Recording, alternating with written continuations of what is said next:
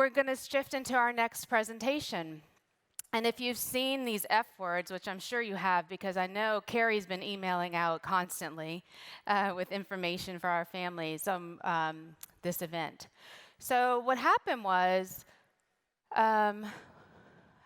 last year when we were in Boston, Dr. Wong referenced this article called The Other F Words. And when she did that, it made me start thinking in a very different way. You know, I didn't even introduce myself. I'm just realizing. My name's Tiffany Cook. Some of you met me last night. I'm the director of, good morning. I'm the senior director of Curation Cares.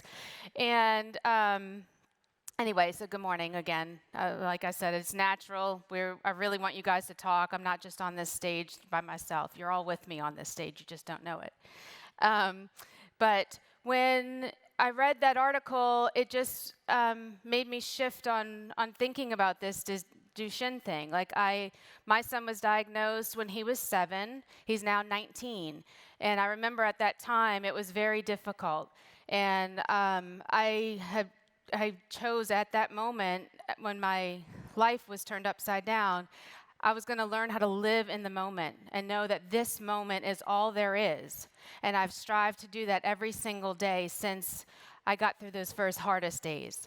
And when I saw this, it was like, wow, this is kind of what I've been living. Like, how do we live in the moment? How do we focus on the ability and not the disability? How do we make life all about what it needs to be and not having Duchenne define who we are? And so that's where these F words came out of. And so I reached out to Dr. Peter Rosenbaum and Rachel Teplicky, who Dr. Rosenbaum actually wrote this article, and they're in Canada. And they couldn't join us here today, but they can join us because we're in this amazing place called Disney, and we can get them on the screen. So here they come, I think. Peter, Rachel. They're coming, I think. We're here. I hear Rachel. Can we see them? Come on, Disney, work the magic. We don't have a contract with Disney. Hey, there they are. Good morning. How are you guys? Doing really well. All right. Thanks for the delay, guys. And happy Thanksgiving to you. Thank you. Thank you. All right, so I'm going to advance the slides. Peter's going to speak first and give us a little background about the F words. You ready to start? Yes, ma'am. All ready. Let's go.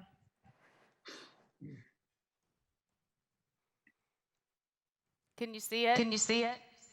Yep. Okay. I'll take a seat. You need to share your screen, please.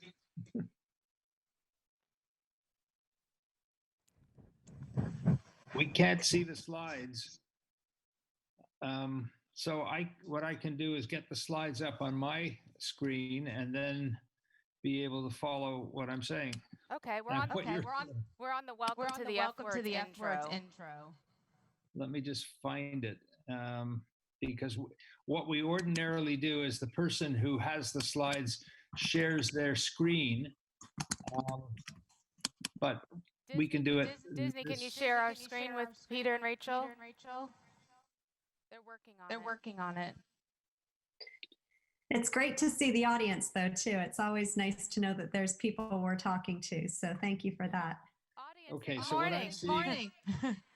what I'm seeing is a slide. The first slide says bringing the F words to life. Okay, so logos of CanChild and the F words in childhood disability and McMaster. Are we on the same page? Next slide, please. Welcome. Yeah, okay. So what we want to talk about, and we'll describe where these ideas come from, is a focus that is really changing in the field of childhood disability and quite frankly in the field of health in general. And we want to talk about a strengths-based and holistic approach to life. Next slide, please. So we want to explore current ideas about disability and how these changes are influencing healthcare systems and obviously at least one family who's standing on the stage with you.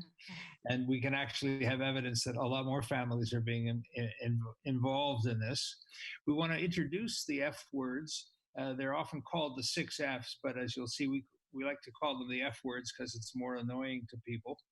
And this is an approach to thinking about supporting family-centered, strengths-based ways of thinking and doing, so that life is not, as you heard, life is not defined by the disability, the condition, or therapy. And then we'll talk about how the F words can be implemented into your practice. And this is based upon a considerable and growing experience that we're privileged to have. And Rachel will talk more about that. Briefly, who are we? The building on the left is where CanChild is. CanChild has been around now for 30 years. We're a Center for Childhood Disability Research, and we do health services and clinical research. We study what it is we're doing, what it is families are telling us is important, and we have a very strong commitment to what is called in the jargon knowledge translation. That is to say, sharing what we're learning. We have confidence that the things that we share are things that are already validated and accepted by our colleagues. So we don't just put ideas out there for their own sake.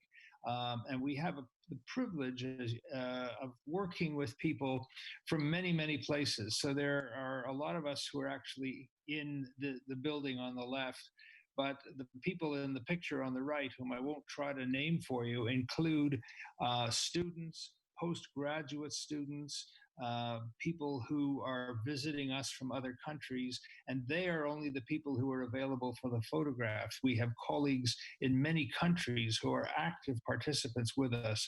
So although we are a physical space, as shown in the picture on the left, we're also a virtual center by the fact that we have people working with us from many places.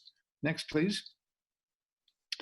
This is our website, and you will see later on that in addition to the www.canchild.ca, you can put a slash and put F words and find a huge amount of material there. Rachel will tell you about that. And Peter, I'm going to jump in right quick just to let the audience know there are postcards on your tables and your website is at the bottom of it.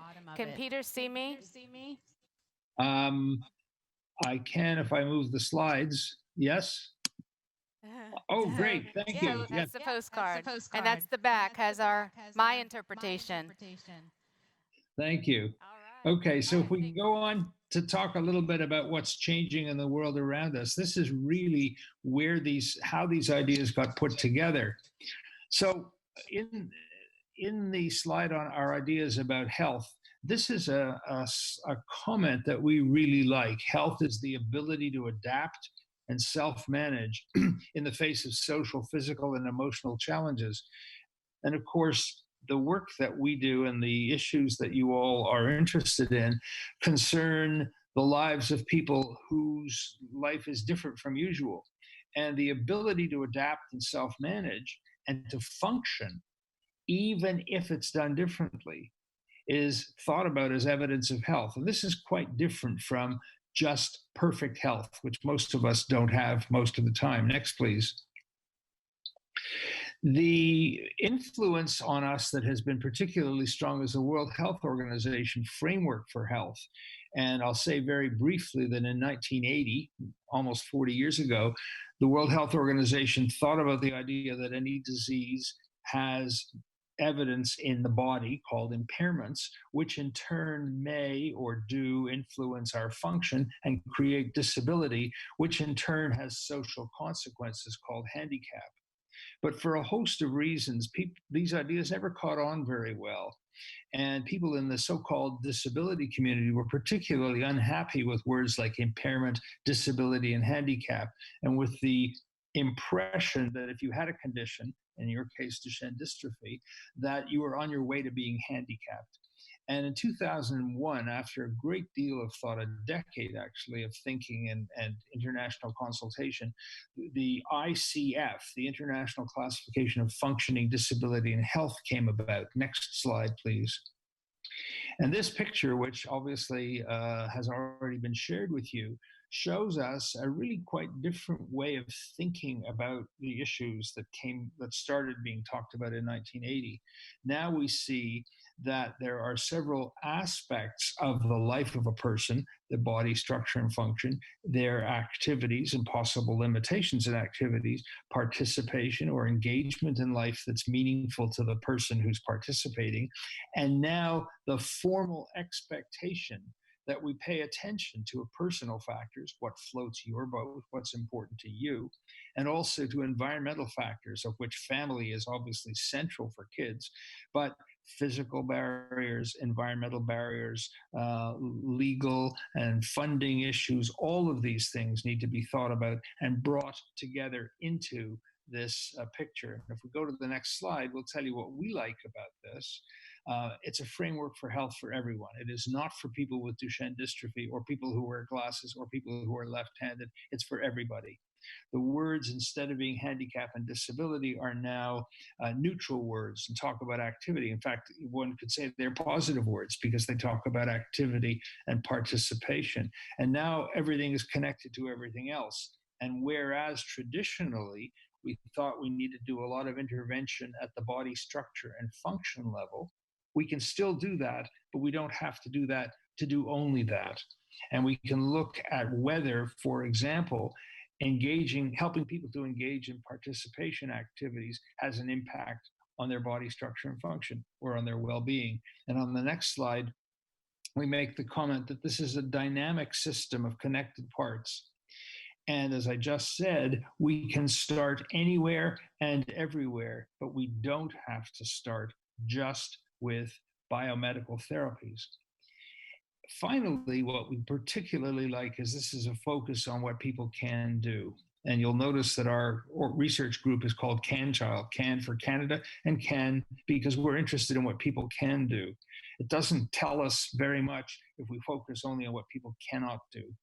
Next slide, please. So Rachel's going to talk about the F words and how these ideas from the World Health Organization have influenced how we're thinking and talking. Thanks, Peter. Oh, this is me? Is this Peter or Rachel? Well, it said Rachel at the bottom of the slide, but I'll keep talking briefly. It's introducing the F words in childhood disability. Yeah. Hi, So Rach. this paper, which we wrote just as a kind of fun idea and was published in 2012, has now been downloaded from the journal's website over 20,000 times. It's been referred to in the literature 200 times. It's been presented well over 100 times locally, nationally, and internationally. And there are more than 25 translations of the ideas that you have on the postcard. And this tells us that these ideas seem to be resonating with other people. If we go to the next slide, then what you see, and again, this is not a secret for you because you've seen the postcard, the ICF words are fitness, function, friends, family, and fun. And these words are meant to be examples of the kinds of ideas that are in the ICF framework. These are not the only important F words, but by bringing the F words into people's vocabulary in this way, we hope that we're getting people to think differently than traditional biomedical approaches. We put future at the bottom because future really is not part of this slice in time picture of your situation today. But future is, of course, and for us working in child health, future is what children are all about. So we've added that in. So these are the 6 F words then. If we go to the next slide. This, I think, is the picture you have in front of you. And this framework, I think, allows people to see how the bigger boxes with fitness, function, friends, and so on fit with the World Health Organization's framework. The cartoons were done by colleagues in Australia with some input from families we work with. And so we're really happy about this as a collaborative, as an example of collaborative work. And the next slide, you'll see that these ideas are equally relevant to adults. And this was brought out to us by people who work in adult rehabilitation and said, well, can we have these ideas? And the answer is obviously yes, you can, because these are not about a particular condition. And it turns out that they're not about a particular age group either. And I think the next slide is where Rachel really does take over and I shut up. Actually, I'm going to take over. How about that? We're going into the F words, a parent perspective. So this is where I was starting to talk to you about earlier, what this means to me, or my perspective of reading these F words. And then I took it and kind of, that's on the other side. So you'll see Exxon with all the different components of fitness, function, friends, family, fun, and future. So I'd like to share my perspective, and as Peter said, hopefully you all can take this too and apply it to your family, your situation, and help you focus on the ability and turn this thing into positive and just living in the moment. So I'm going to start with I'm going to be vulnerable and share, we'll just see what comes out today. So fitness, the first one. So if we read on your cards, supporting the social, emotional, and physical well-being of the individual with Duchenne and the family unit. So here's a little snapshot into me and who I am and my family. So you can see at the top left and the bottom, that's kind of our physical component. We had Irvine High School when we lived here. We moved away from here 5 years ago. But when we were here, Coach Terry took us in, and Will was a member of the football team. He couldn't play on the field, but the emotional support and the physical support, it just is an amazing experience. So I just thought this fit into fitness. And then we always have to remember about our stretching, because that is so important. We'll hear more about that from Jennifer and Doug. But at the bottom left, that's a picture. Hawken came to Richmond, Virginia for a CARES workshop, and he was our demo model for that day. And there's Doug doing the stretching. And then it's always important to remember the siblings. So I have this picture at the top. Is there a pointer? Somewhere. Well, you see the little girl with Lady. We were at the cardiologist with Will, and going to the doctors and trekking all over, and you do what you got to do, right? Lady's ear fell off, and we were with Dr. Allen, cardiologist, and he called the nurse. Emergency surgery, I need my kit now. And sure enough, they bring it in, and on the spot, Dr. Allen fixes Lady's ear. So yes, we were there for Will getting seen for cardio care and myself, and then we had to stop everything because Lady needed help. So the emotional component of this is heavy. So social emotional is really important, and that's them today, Will and Em. And then always our friends too. The emotional support we get from there. That's Will and Ben at the top right, and then that's them now at the bottom. Ben and his mom, and then me and Will. So that's my little input for fitness. So then we get to function, and if you look at your card again, supporting the individual with Duchenne through standards of care management and helping families find that silver lining, turning how can I into I can do it. And at the top left, you see Will. He couldn't run at that point. He played on that baseball team. Oh, yes, he did. He was a designated hitter. And at that time, we're Red Sox fans. I know I'm not in the right place for that. Uh-oh, I heard some boos. They weren't good this year, so it's all right. But anyway, and he loved Poppy. So it's like, yeah, you're going to be like Poppy. You're the DH. You know what? We turned it into I can do it. And so he had that opportunity.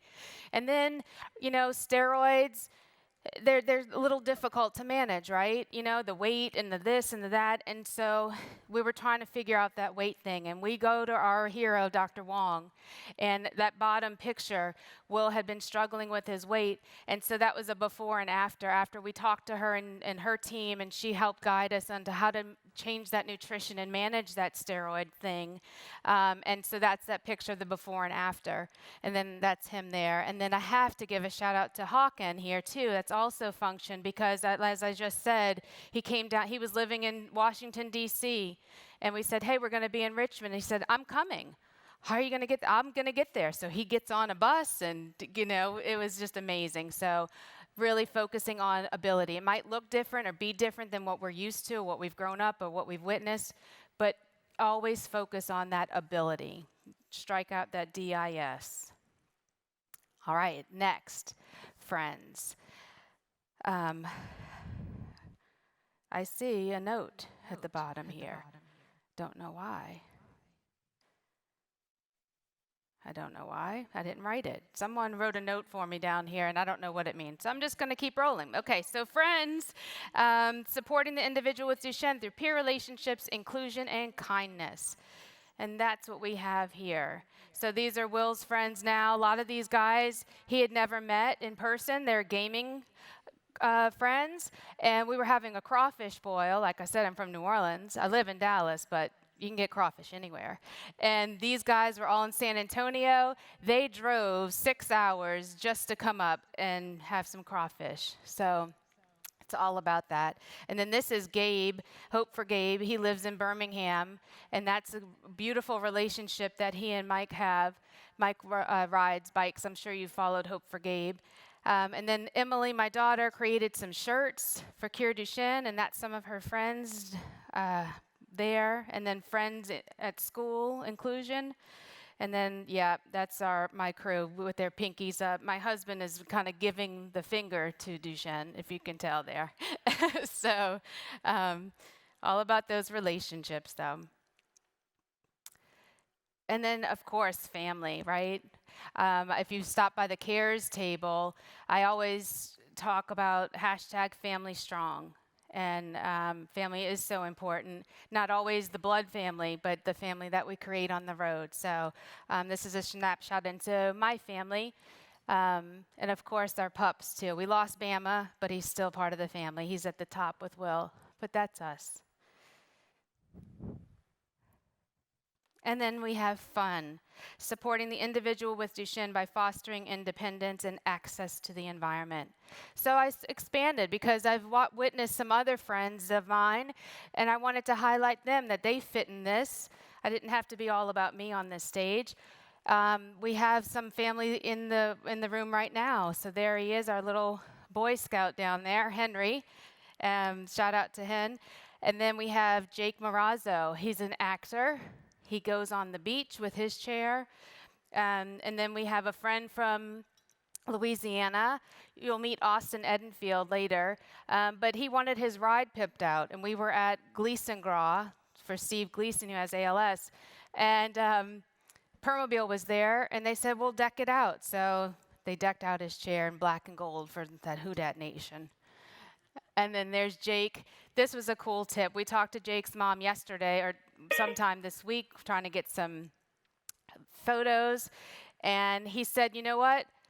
My chair is an asset. What? An asset? What are you talking about? How is your power chair an asset? He's like, because I'm the only one with it, so I get to bling it out. I always win the costume contests. So that was him for the 70s. And then Will's passion is gaming. You know what? Have at it. It's awesome. He loves it. And that's him at the bottom. And we're Bama fans, too. So do you want to boo that one, too? Oh, look, we can get a Roll Tide. Oh, I got a Roll Tide. Where's my peeps? I got Roll Tide in today. I get it in every time. No way. You're not going to do it again. All right. And then future. So again, yes, we have to live in the moment, absolutely. But we have a future. These guys have a future. We need to plan for it. So I've been so privileged and honored to be on the road with the CARES team. I've met so many fantastic guys who have visions of their future. Shout out to Michael Counterman, who works for Solid Biosciences. He's at the bottom. We were in Honolulu. The name's drawing a blank, but at the bottom. He actually is in high school and he's working to be a graphic designer, and his dad just started a food truck company and he designed the whole logo for it. Fantastic. And then our friends down in San Diego are just living life to the fullest. And then Yuva, shout out to him, high school student working with the lab at Penn to find a cure for Duchenne. So definitely don't forget about that future. So my interpretation of the F words, now I am going to switch it over to Rachel. All right, Rach, how can we move these F words into practice?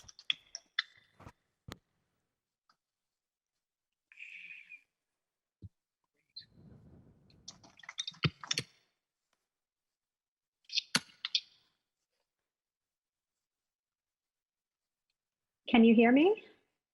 Yes, loud and clear. You can hear me talk? Okay, excellent.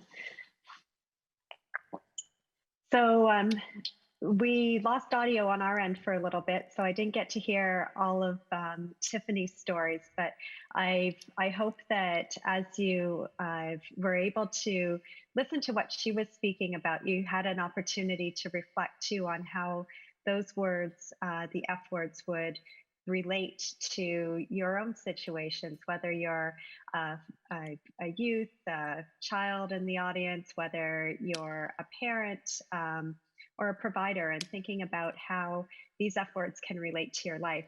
What I have the privilege of showing you now, and if you can move to the next slide, is how we can move these F words into practice. So over the, let's say the last 5 to 6 years, we've been partnered with a number of parent researchers and a number of scientists at CanChild who have been really interested in how we can get these ideas out to people, and really through the use of practical tools that you can take and use to share ideas about your child and family with other people. So I'm going to take you through some of the tools that have been developed. All of the tools are available for free for download on the CanChild website. We have the Knowledge Hub that is listed at the bottom of your postcard and is on the bottom of the slide as well. So next slide, please. The first tool to share with you is the F words agreement. And this F words agreement originally was put together by a parent named Diane Kay. She's from the United Kingdom and had sent Peter an email at one point just asking a question in regard to the difference between, or the struggle between, looking at using power mobility and also wanting to continue to improve motor function. Over the discussion that she had with Peter, he ended up telling her about the F words and shared the F words paper with her. Diane got really excited about the ideas and then got back in touch with Peter just a couple of weeks later and shared with him this document. How she uses this is to introduce her son, Alfie, and for Alfie to introduce himself to people who are newly coming into their lives in terms of different providers, different teachers, using it in school meetings. And really, it's an overall agreement that you can take from the website, put your own child's picture in, name and age, and it says things like, function, I want to do stuff. It may not matter if I don't do it like everyone else. Whatever floats my boat. And so it's really just some broad statements that help to say the things that are important to you, to your child, to your family, of what you want to be able to do. Next slide, please. The next tool that I'd like to share with you is the F words profile. And this is, again, another way to share information about yourself if you're able to complete it, about your child if your child's younger, and you'll, as a parent, be filling this in. It has a box for each of the F words and gives you a place where you can fill in some information to help others know about what's important. So, for example, under fitness on this one that was completed by one of our parent partners and her son, Vasilia said, "I love playing soccer. I play soccer, I bowl, and I love to swim. I have also tried many other sports, including horseback riding and sledge hockey." And the quote that we have on the slide here from a parent says, "You will gather information from reports, testing, and IEP goals, and this will give you invaluable insights into my son's needs. For a fuller picture of my awesome child, however, I would like to present you with the following document from my child about my child." So, what's really, I think, exciting about this is that you can have a one-page document that shares all of these great anecdotes in the different set up according to the different F words, and really covers a full range of different areas for your child. So, the next slide, please. And then the next document that I'd like to share with you is called the F Words Goal Sheet. Now, what this does, it moves a little bit further from the profile, which just gives information, and it gives you the opportunity to set a goal related to each of the F words. But what we really like about this is the box that's underneath it with a why. So, for example, if we take a look at, just going to look closely at my screen here, under fitness, Vasilia had said that he wanted to improve his balance. Now, that on its own sounds like a very typical therapy goal, the F word that I think we try to get away from, of fixing. And on its own, that might not be all that important. But when you look at the why, Vasilia said he wants to improve his balance so that he can get better at horseback riding. So that why really gives that context of the importance of those goals for the child, for the family, and helps you to really figure out as a provider how you can work together to bring everything around to really meet that goal that has been set. And the next slide, please. Now, not everybody likes to use words to describe things. So one of our parent researchers, Daniela Grahovic, who is Vasilia's mom, created the F Words Collage. And you can see by looking at this one page that you can just get a really full profile of what happens in Vasilia's life and what is really important to him. You can see how active he is, how much they do as a family, and how important school is to him for his future. So I think that in one very simple document, you can communicate a lot. We have on the next slide, please. We have another example here of a young person who was a research assistant at CanChild. She's now in medical school, and she put together her F Words profile for us. She happened to have a stroke when she was 18, so she has some functional impairments, but as you can see from her pictures, lives an incredibly full life, and really shares the joy through those. On the next slide, you'll see that if you're interested in that F Words collage, what you can do is go to our website where you can download a template. And Daniela set this up so that it can link into your photos. So if you click on one of those boxes, you can link to your photos on your computer and select the ones that you want to put in there. So it's quite an easy way to share that type of document. And on the next slide, I just wanted to share an example of how some of these tools can be used not only within an individual situation, but more bigger picture. You can see here that all the students in this classroom are completing an F Words goal sheet. What's really cool about this is that the child in the classroom who had a disability or diagnosis wasn't being singled out in setting goals for their school performance. All of the kids were doing it, and you can see how engaged they all are. And on the next slide, you'll see is what the teacher did was put all of the F words goal sheets up on the board. It was a great, she said it was just such an awesome opportunity to learn about all of the kids. And you can see how some of the kids colored them in, made them personalized. So there's lots of things that you can do with these tools. And then just on the next slide, just is a summary really of what we have learned about these F words as tools for parents and service providers. What we have really learned is that the F words are providing a common language. So many times in therapy, you'll find there's medical terminology, goals are being set according to very specific parameters.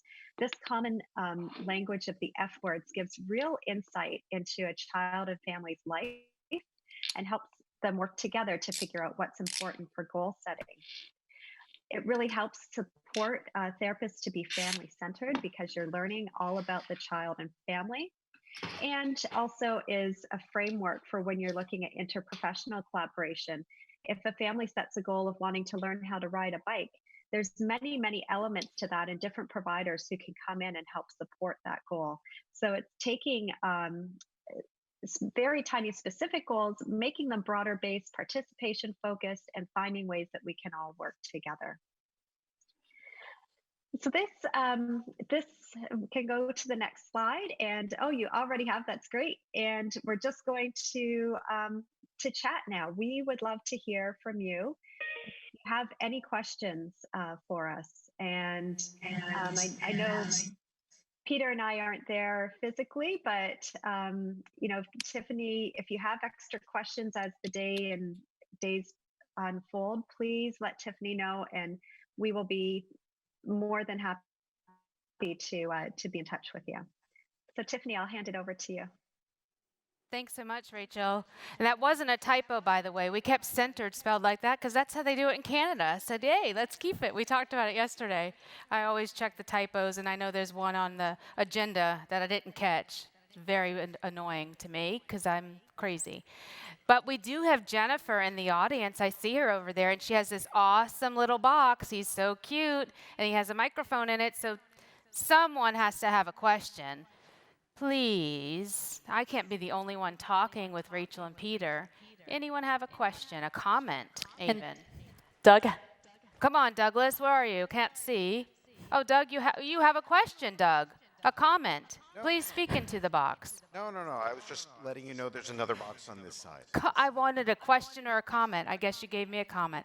Oh, I've got a hand right here. Come on, Jennifer, quick, down the road. Douglas, throw the catch box. Come on. Throw it, toss it, come on. Oh. Woo! All right, we have Tom Brady in the room this morning. Let's go. Okay, What's up, Clint? Okay, great, thank you, yeah. So I saw that there were examples of using the worksheets and using the activities in the classroom.